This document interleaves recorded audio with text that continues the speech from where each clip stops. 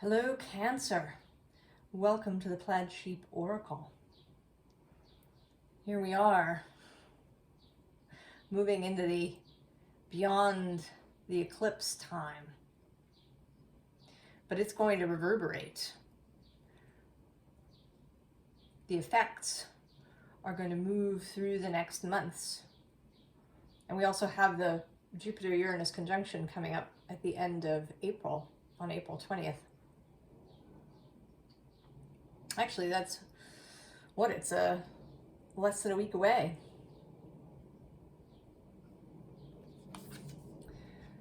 Your beginning card, and I wasn't surprised to see it, is the ending that opens the space for the beginning.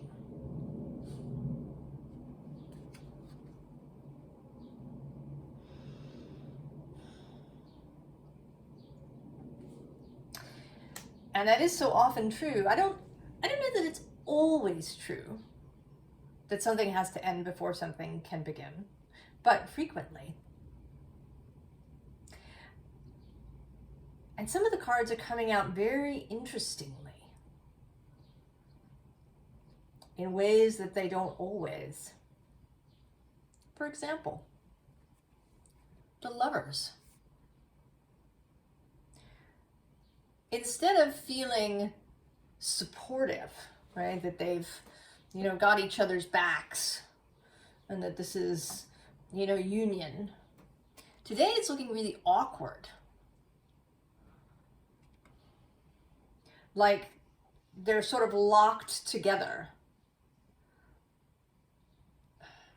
Even though they, maybe they don't want to be, it's been like this for a really long time. They're kind of gripped, maybe, sometimes when you hold a limb in a position for a really long time, it's hard to move it. The limb falls asleep. It kind of gets locked into position. And I'm having the same feeling with this card below that she's been holding this moon up for a really long time. And I say part of this, both how it's coming through to me, and also because there's this devil directly below.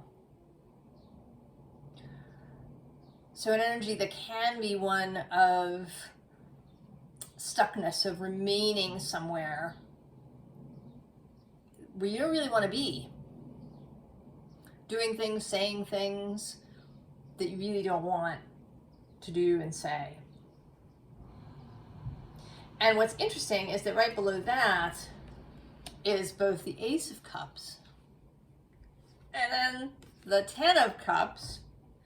And then I'm just seeing now, I actually hadn't gone this far down when I was looking through the spread, the Chariot, your card. So it's like you have to move past this this place of holding. Now the bottom of the deck is another sort of holding card, the King of Discs, the King of Earth. So there's a lot of really earthy energy here too. There's the devil, who is all of the physical, tangible things. And while physical, tangible things are wonderful and beautiful, sometimes we can get into a relationship with them where they become a prison, a ball and chain. And I feel that here too with this establishment card, the Ten of Pentacles. That there's actually a lot of tens. We've had the Ten of Cups now. Now we get the Ten of Pentacles. The coming to the end, the moving away from the establishment. And so we have this Emperor. right? A lot of the Emperor cards could look, right? This dude could totally stand in for the Emperor in a tarot deck, right? If the Emperor had to go to a meeting, this King of Discs could totally sit in his place. But this is a very different Emperor. This is an Emperor who moves freely, who is not chained to anything, who is sovereign for himself. He doesn't make himself beholden to anything else. It makes me think, you know, of the idea of entailing property, right? That's an aristocratic thing. You still have it in countries with an aristocracy like England, where an estate is entailed to the eldest son. And then there's, you know, a sequence of entailment should there be no eldest son. Or I should say no son. And these, right, these estates, they're like, you know, it's not something that you get, it's something that you're obligated to. You know, it's entailed, you can't sell it. It just goes on, and you're kind of a caretaker or a steward who's attached. This Emperor is not like that. And then we have this Two of Swords, this decision, and this powerful decision. This is somebody not who is deciding, but who has decided. And if you have been feeling beholden to something, if you feel like you've been in some sort of position for so long that your limbs have fallen asleep, you're about to make a different choice. And actually, I did notice that the card next to this King of Discs underneath is the Tower.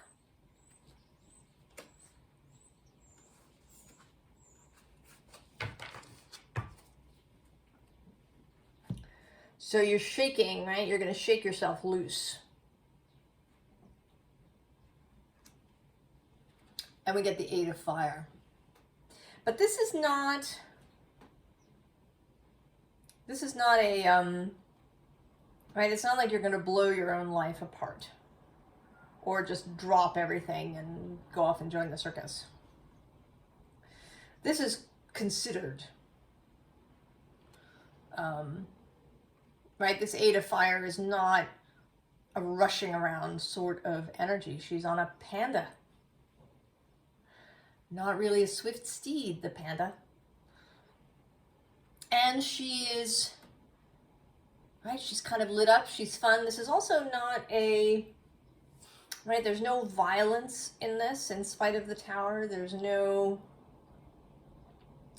anger or rage. You're not busting out in that way. You've gained understanding. You realize that you no longer have to remain beholden to this box that you've been in. And below that is the Six of Air, right? The changed mind.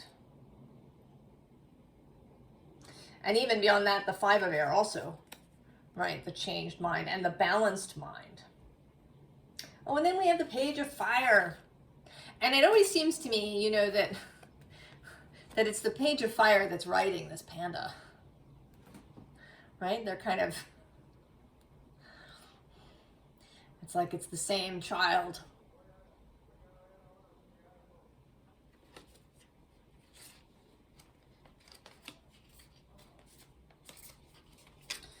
So you've come to change. There's also the Five of Water, a change of heart. And the bottom of this deck is the Eight of Air. Letting things go. letting things go that no longer, that are no longer significant to you. Part of this box may have been taking care of a lot of things that weren't really yours to take care of. It is a Cancer thing that can happen. Cancer is interested in nurturing and caring for others, but you can kind of spread yourself too far out. You can start picking up things that aren't yours. And you can end up right in this box because you get, right, you get attached to something. And sometimes it can really, right, it can grow. You know, what started as one little thing. I don't know if you've ever worked in a place where there's a tendency to just dump stuff on people. And the first time you say yes to an extra task, you become that person, and soon, you know, your desk is piled high with extra tasks before you even knew it. Sometimes you can even go around, I have certainly sometimes gone around and taken other tasks. People didn't even need to ask me. I was, you know, sort of auto-doing, auto-accommodating. And you're going to let all that stuff go.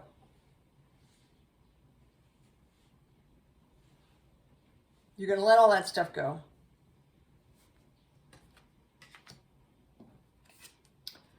And so we have the 10 of fire, the next 10.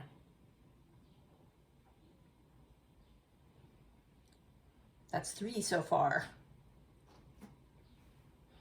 Cups, Pentacles, and now Wands. Water, earth, and fire. Just, right? Set it all on fire. Let it go. Anything that isn't yours. And then the King of Earth comes out again, and this is so interesting. Because he's coming out like a mirror. It's like you've looked in the mirror and realized that you're the King of Earth, right? It's you. It isn't them or the establishment or your horrible boss or your clingy family, or right, whatever it is, it's not that. That may be the kind of superficial manifestation of these things. But the real issue is you and how you see yourself, how you move through the world, how you determine what to pick up, how you engage with responsibility, maybe how you engage with your actual stuff. You know, and you can see that you're just covered everywhere. Your face is covered in hair, and you've got these antlers and this big heavy cloak that you're wearing. There's just this little bit of face that's showing. You've layered all of this stuff onto yourself. You know, and mushrooms are actually growing off of your antlers, and so you're almost, you know, sort of moldering there as this King of Earth. And you may be realizing, perhaps for the first time, your own role in why you're where you are. You know, it may be that you have, maybe it's accumulated responsibilities. You know, it could be that you do way too much at work, or that you've, you know, you volunteer at 3 different places, and, you know, maybe you, in addition to your family, you help out 6 other families with doing things, and, you know, and not that these things are inherently wrong or bad, but that if you take too many, you can't do it. And you may even be, perhaps, enabling or impeding other people's progress, perhaps. right? You've taken on this role of king, the king of earth, the one that everybody brings their problems to, the one expected to solve everything, the one who just, right, who accommodates. And you're really seeing yourself really clearly for the first time. And in that process, here with this 9 of water, you can see now what it is that you really want and how you want to express that cancerness. Because it's not that you're going to drop everybody and everything, but you're going to become more discerning. You know, what is it that means the most? What are the things that are really important, that really light you up? Like, you know, she's lit up here. She feels really good.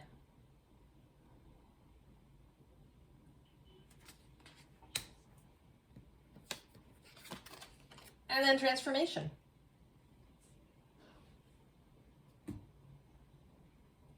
Right? You will allow yourself to change, to no longer might be this.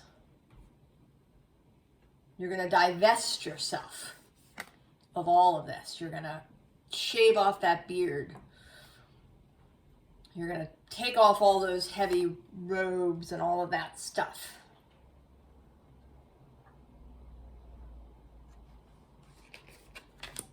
Right? You're kind of getting down to the bare flesh of you.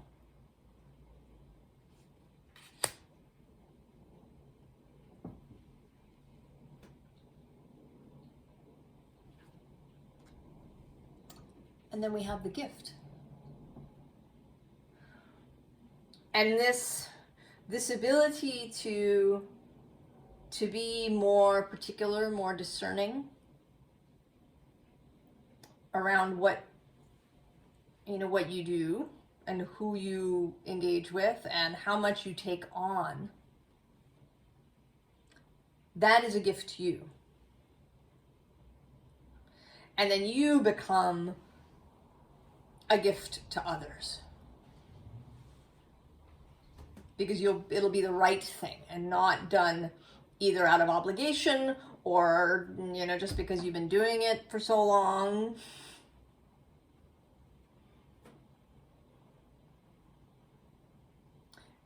Because I don't think, you know, you really can't continue in this way without there being resentment, I think. And if the resentment isn't conscious, then it may come out in other ways.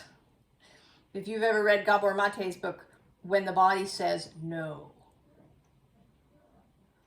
And he has many examples in that book of people who, you know, did so much, took on so much, you know, never complained, never got angry, never spoke up for themselves, just did, apparently without resentment. And they got sick. The body rebelled. So we cannot, right? We can't really continue in that way to do, you know, what may build resentment and anger in us, even if we can't express it. And below that is this queen bee. And that's, right, that's a mutual relationship, right? Her job is to mate and to give birth to the next generation of bees. And then the bee's job is to feed that family and to protect the queen. So they're, right, it's mutual.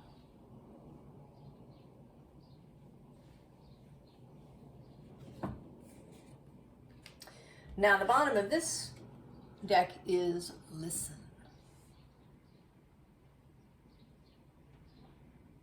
And I think that you are. I think that you are, right? We talked in your eclipse reading about the opening of all of your senses. And I think this eclipse in, right, it is in Aries, right? This Aries-Libra dichotomy of the self and other is going to show up in many different ways in all the different signs. And it may show up slightly differently for you depending on, where exactly it happened in your chart. But as a kind of overarching theme of how to balance both, what is right for you, and then how you can be in a really beneficial relationship with others. And part of that is listening. Listening to yourself, listening to your body, listening to your guides, your fellowship to source, and listening to other people. Because sometimes you can be doing things for others, theoretically nurturing others, and in fact, they don't actually really want you to be doing it. But, maybe they were raised to be polite or whatever it is, and so they can't say anything. Like, please stop. But if you really listen to what they have to say, then you'll hear that. And so we have my dear friend, right? This rider and the deer are connected to each other.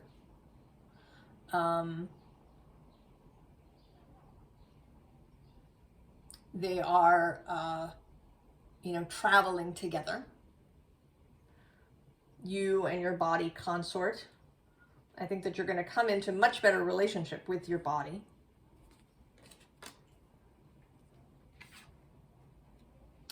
And then with this lullaby moon card, this is more that listening aspect.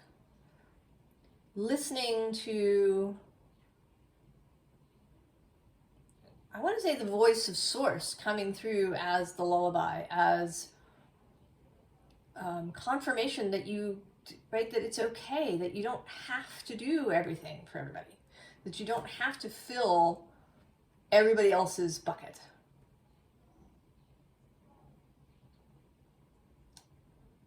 That's okay, that it's okay, that it's beautiful and wonderful for you to do those things that light you up.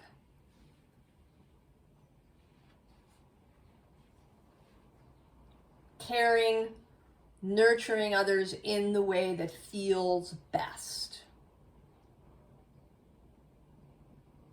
to others.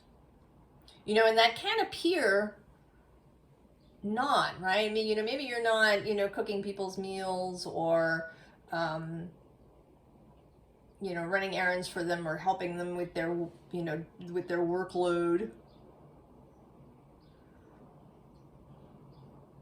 It could be that you create art that makes people feel really good. Music. Maybe you write poetry or really interesting novels that really help people. Maybe you create a garden that people come to and feel, wonderful when they're there. There's all kinds of ways that maybe, right, that may feel like they're at one remove, but that actually are, acts of nurturing.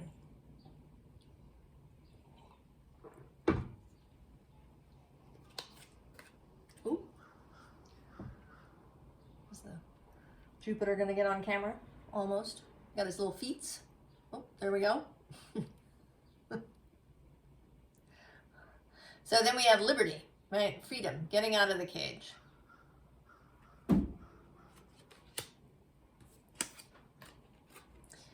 And with this touch the sky, regaining inspiration.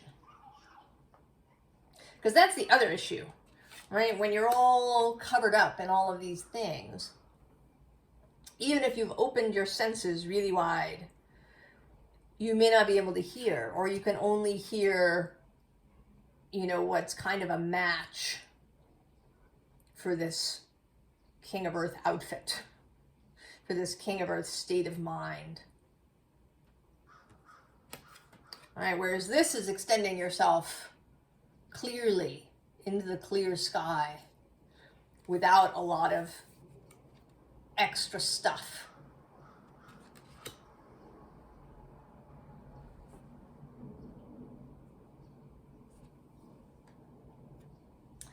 So we have this Two of Pentacles, and this can feel like, right, you've been juggling, you've been doing all the things, and right below it is the Three of Pentacles.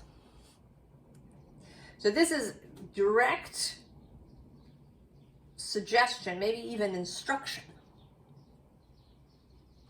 to work with others, ask for help, collaborate. Don't be the overfunctioner.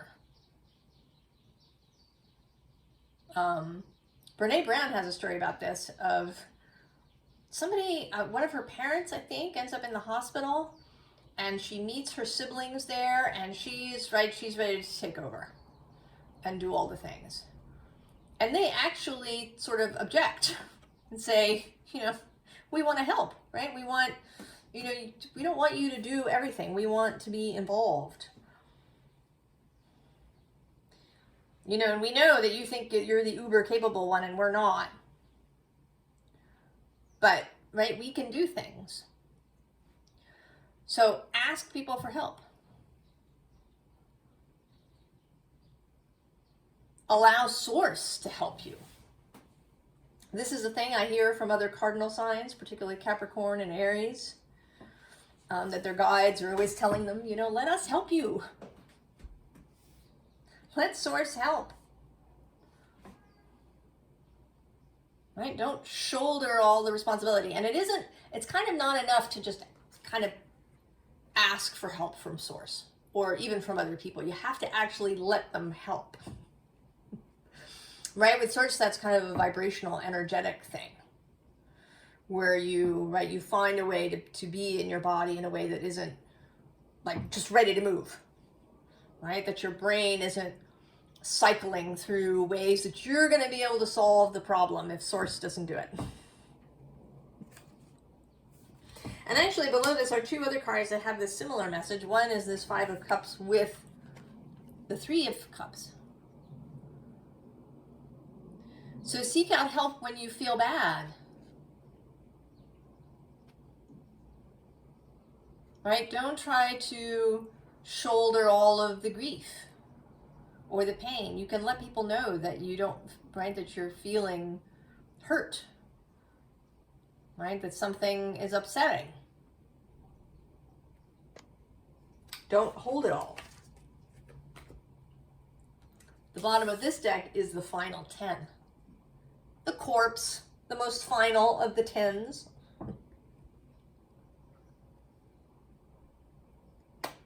Done, finished. And then the Eight of Wands repeats, this time in its fast-moving imagery. Because once you divest yourself of all of this King of Earth paraphernalia,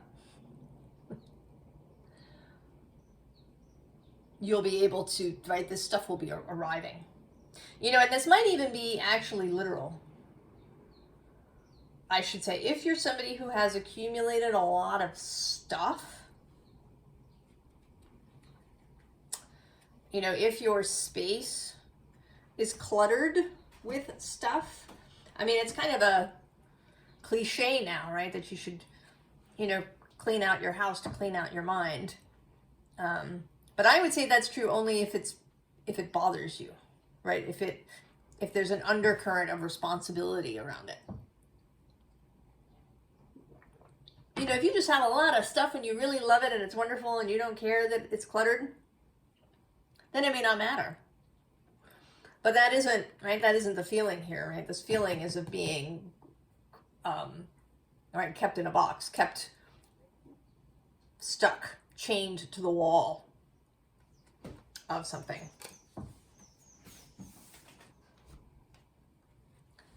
And then we get the Hermit.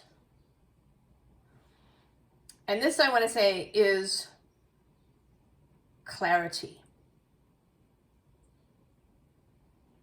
Like really being able to see. You know, he's earthy, but he's not like the King of Earth. He's got his robe and his staff and his lantern, and that's it.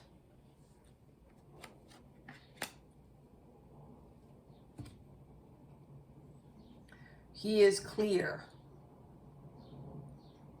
He is somebody who can receive the information and receive the message from his star, which he's carrying around in the lantern. And that brings us to this Six of Pentacles. So knowing, right, knowing how, when to give, when to receive. And it doesn't have to be a one-to-one relationship. You can give something to somebody and they never give anything to you ever. And you can receive something and not return.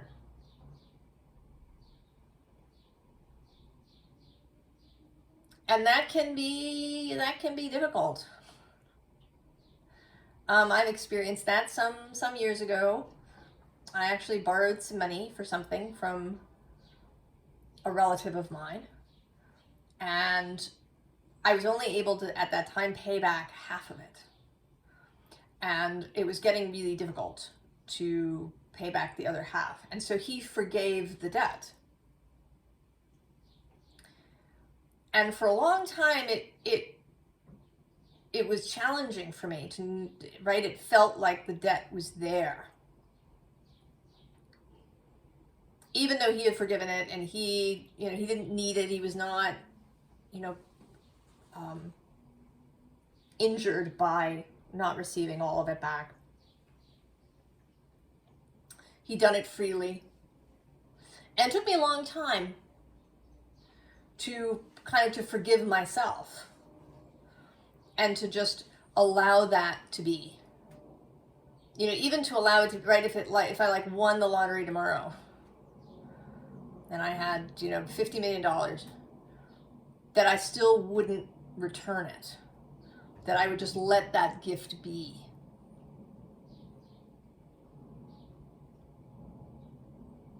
And so learning how to do that, how to receive, how to be nurtured by others.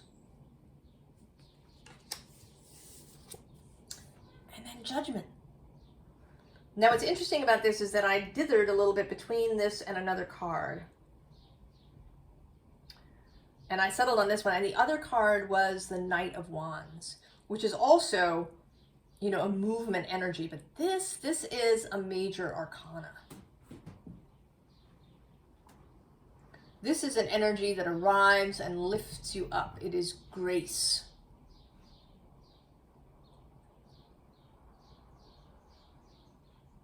Right? And all these people, they're naked.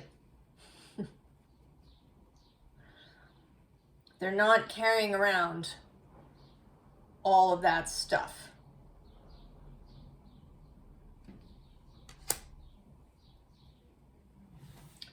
So we've already had some advice, but we're going to go a little specific here. Five of Wands, right? The spark. And another 5. Right? We've had 4 10s. We've had a couple of 5s. We've had a couple of 8s. And we've actually had 3 5s. So this makes 4 5s. And is it all of them? We have 5 of Cups, 5 of Air. This is 5 of Fire. And I think the only one we haven't had is 5 of Earth. And the 5 of Cups twice. So change.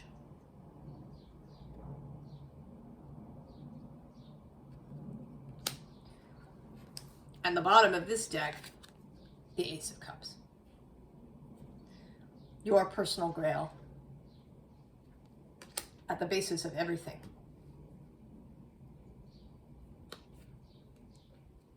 High Priestess. It's that listening, the hearing, and hearing without, without all of this stuff on. Hearing not through your pile of obligations, but hearing clearly. And then strength. Knowing that you have the strength and the power to do this. Because it could be that there's going to be some friction. We did have the Tower. There might be friction when you stop doing things. I mean, there may not. You know, actually, when I started pulling back from my auto-accommodating, I actually didn't run into friction. I mean, I did it gradually, but, you know, people didn't really, right? If they really needed something, they would come and find me.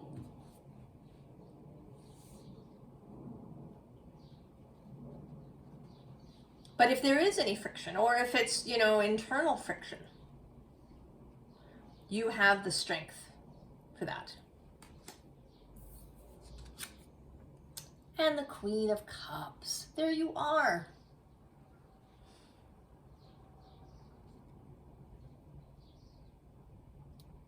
Right? Giving your heart to others, but also to yourself. This feels kind of like another mirror.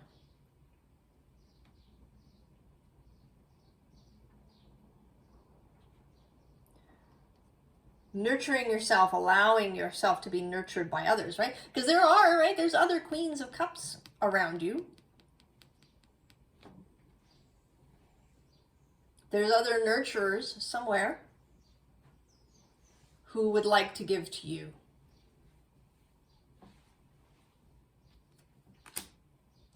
Cancer.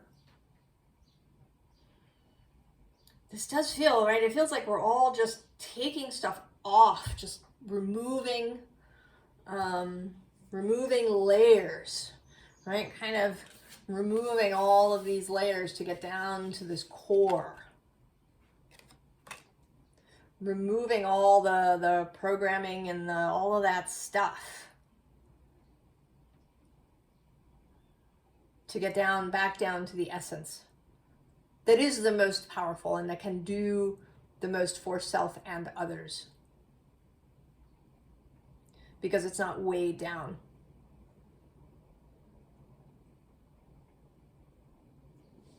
I wish you all the best, Cancer, on this divestment, this clearing that you are engaged in. And I think that you already are. I think this is a confirmation, a little bit of a pep talk. Yes, you can do it. I wish you the very best, Cancer, and I will see you next time. So long.